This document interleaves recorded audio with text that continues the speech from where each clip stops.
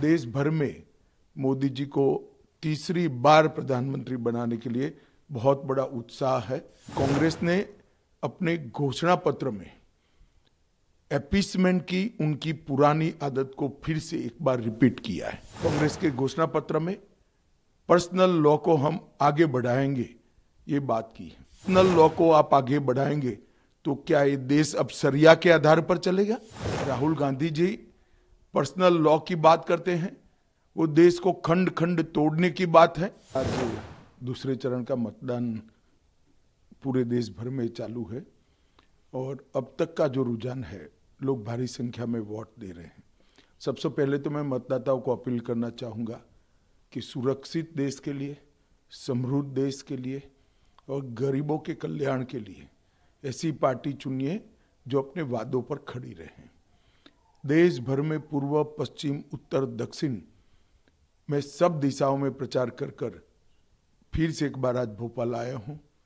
देश भर में मोदी जी को तीसरी बार प्रधानमंत्री बनाने के लिए बहुत बड़ा उत्साह है और हर जगह पे वो प्रदर्शित हो रहा है।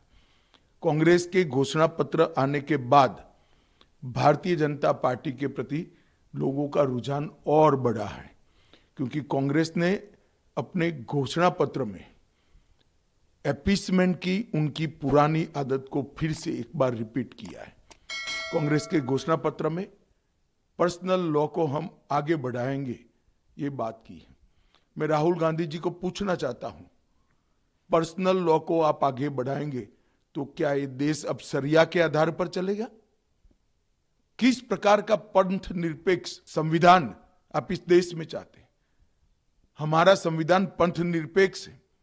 देश के कानून धर्म के आधार पर नहीं बन सकते। भारतीय जनता पार्टी ने अपने घोषणा पत्र में स्पष्टता के साथ कहा है, हम यूनिफॉर्म सिविल कोड को लाएंगे। सभी पंथ मजहब के लोगों के लिए एक ही कानून होगा। हमने ट्रिपल तलाक समाप्त किया है, यूसीसी की शुरुआत की है, उसको हम आगे बढ़ाएंगे। राहुल गांधी जी पर्सनल लॉ की बात करते हैं, वो देश को खंड खंड तोड़ने की बात है और शरिया के आधार पर क्या देश चलेगा? किसी एक धर्म के कानून के आधार पर ये देश नहीं चल सकता। ये देश में पर्सनल लॉ नहीं चल सकते। ये भारतीय जनता पार्टी का फर्म बिलीफ है। मोदी जी ने जो गरीब कल्याण के काम किए हैं, उसके कारण गरीबों में मतदान का बहुत उत्साह है। दलित,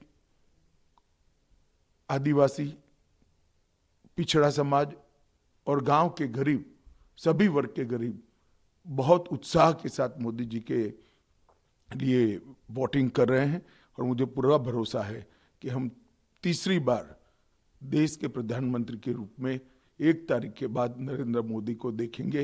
ये सब भारतीय जनता पार्टी के कार्यकर्ता और करोड़ों देशवासियों की बात।